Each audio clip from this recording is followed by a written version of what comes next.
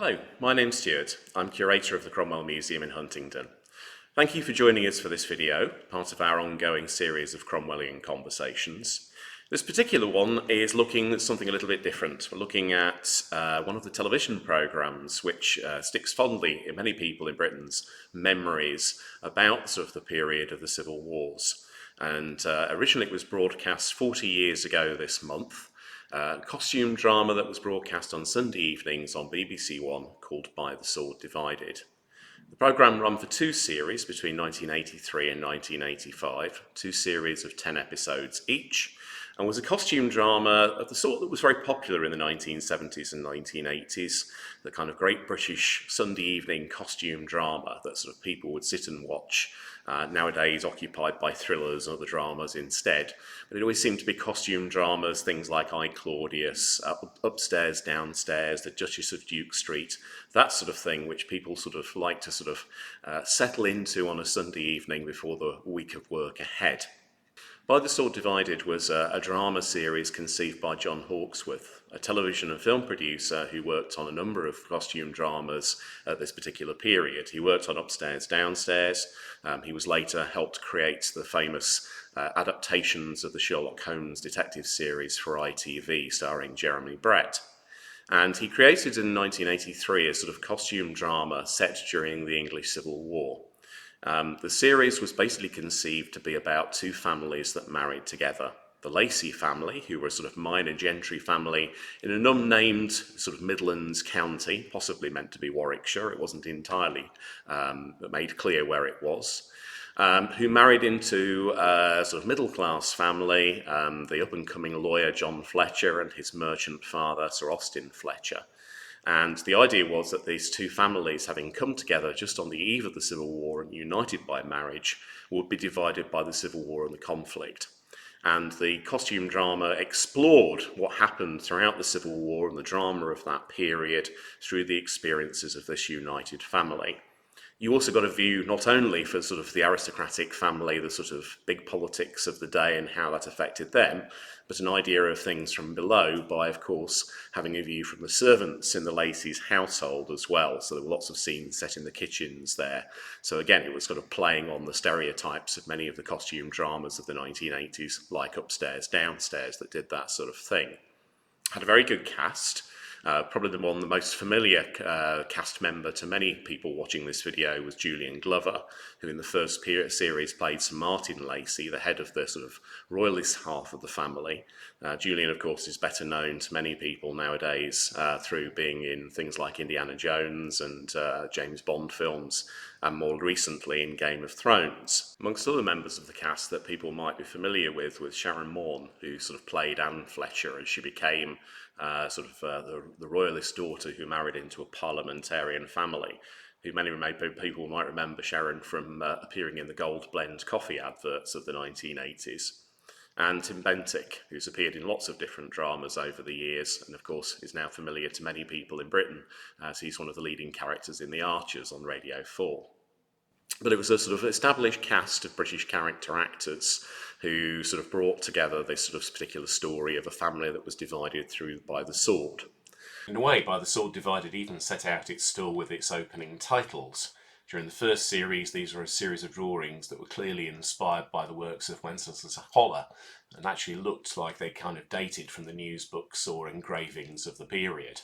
The first series was sort of set during the period running up to the Civil War and throughout the first Civil War itself, and was primarily looking at it through the prism of the royalist half of the family, the Lacys. And the sort of second series sort of then followed on from that and went on from the sort of trial and execution of Charles I through to the restoration of the monarchy at the end of the second series. It's a very good drama for its time. It does suffer from some of the disadvantages of the kind of costume dramas of this period, in a lot of it was filmed in sets and interiors, and it's not quite sort of Doctor Who wobbly set sort of standards of the 1970s, but it's not far off in some places. And some of the acting styles have, shall we say, dated, I think, a little bit probably for modern audiences. But actually, it sort of holds up very well otherwise. A lot of the sort of exterior scenes were filmed at Rockingham Castle in Northamptonshire, actually not too far from where we are here at the Cromwell Museum, which stood in Arnscote Castle, the main sort of focus of the action throughout the sort of the whole series. The series was very much sort of history from below, although obviously the great events of the period are referred to. We quite sensibly never see any of the big battles. I think the producers realised that they couldn't quite achieve that on a BBC budget. But where they did do some action scenes, so towards the end of the first series, Arnscote Castle is put under siege, actually these events are portrayed really well. They used extras from the reenactment societies, our friends in the Sealed Knot and the English Civil War Society, and actually, if not a cast of thousands, managed to get a cast of hundreds that kind of really well portrays accurately what a small-scale siege would have been like during the Civil War, including use of storming parties, sort of having people coming out as well as sallies to try and attack the besiegers. The importance of supplies, the heavy siege guns, the mortars, even using a petard on the gates of the castle to try and blow the gates in. So it kind of portrays quite convincingly what actually would have been probably one of the main forms of military action during the Civil Wars. The costuming during the series is pretty good. It does play with some of the stereotypes of the period, you know, black-clad Puritans and sort of royalists particularly in floppy hats and feathers and lace and so on. But it's not bad by comparison to sort of many other films, Cromwell, for example. And it sort of covers, as I say, most of the key aspects of the period. The first series, I think, is excellent. The second series is a little bit more variable. It gets a little bit soapy in some of the sort of dramatic elements of the stories of the family, with getting away from the national events. It also kind of goes with some of the tropes, like there's inevitably a witch finder comes into one particular episode. What's also interesting is also the way it depicts some of the historical characters that have come forth in the series. So, for instance, in the first series, Prince Rupert makes an appearance. It's one of the few film and television depictions of Prince Rupert I've seen that actually depicts him reasonably accurately, including, of course, the Germanic accent, the charm, and also the ruthlessness as well, in terms of some of his suggestions for dealing with some of the parliamentarians. The actor Jeremy Clyde played King Charles I in a number of scenes, and for my money, he's one of the best depictions of Charles I that there's yet been on screen. He's got a very mannered and measured performance, which fits what we know about the King's character. His performance in the scenes in the second series of the trial and execution of the King, which again, some of the best depictions of these particular events, again, I think have been done far better than in the film Cromwell. And Jeremy Clyde just looks the part, even better than Alec Guinness in the film Cromwell. Jeremy Clyde really does look like he's just sort of stepped out of Van Dyck painting. The established character actor Peter Jeffrey portrayed Oliver Cromwell in some of the episodes, and again gave a very good performance. Although Peter Jeffrey perhaps is a little old to be playing Cromwell, and interestingly, story has it that when he came out of his makeup truck, somebody complimented on the warts he'd got, and he said actually, though warts hadn't been applied yet, those are the ones he actually came with, as it were. Peter Jeffrey, I gave, as I say, a good and nuanced performance of Cromwell, both the sort of religious conviction of the man, but also some of the charisma and also the humour of him. Where the programme does very well, actually, in the second series, is one of the rare depictions we get of the Protectorate court. The drama has shifted on at that point, and the Fletchers are now in the ascendancy as they're supporting Parliament.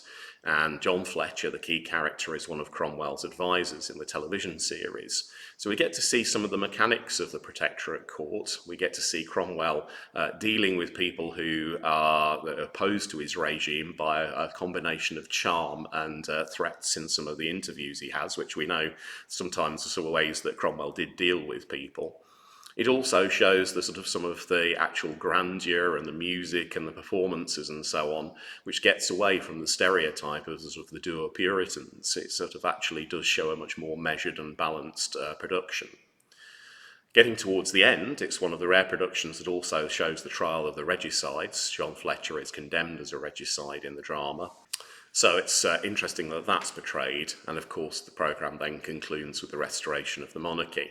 Overall, the series is reasonably balanced in terms of the way it portrays both sides. It does so by not sort of pulling any punches in terms of some of the things that either side got up to during the Civil War. So some of the things like sort of, the plundering of towns, the execution of prisoners, this sort of thing is not shied away from, which I think is actually quite creditable for a costume drama of this period. And it does try to get across the sort of chaos and the upheavals of the Civil War and the impact that it had on the general population. Now, I remember the programme when it first came out. I was only a kid at the time, and I was actually allowed specially to stay up on Sunday evenings in order to watch this. And it's one of the first programmes that kindled my interest in this period of history. I know it does for many other people too. You will find copies of it available on DVD if you're interested, and also I think most of the episodes these days can probably be found on YouTube as well. It's well worth looking out for, I think. Although there are certain limitations to it and it's very much a product of its time, for my money it's one of the best depictions of the Civil War that's yet been shown on screen. It is reasonably historically accurate, sticks reasonably well to the events, and the characters that are historical where they are depicted, I think, are fairly faithful to the people that are concerned. So it's well worth looking out for if you get the opportunity. Thank you very much for watching this video. Hope you enjoyed that. Hope you found that interesting. Please remember to like and subscribe to our videos on our YouTube channel, and hopefully we'll be doing many more videos over the coming months. Thank you.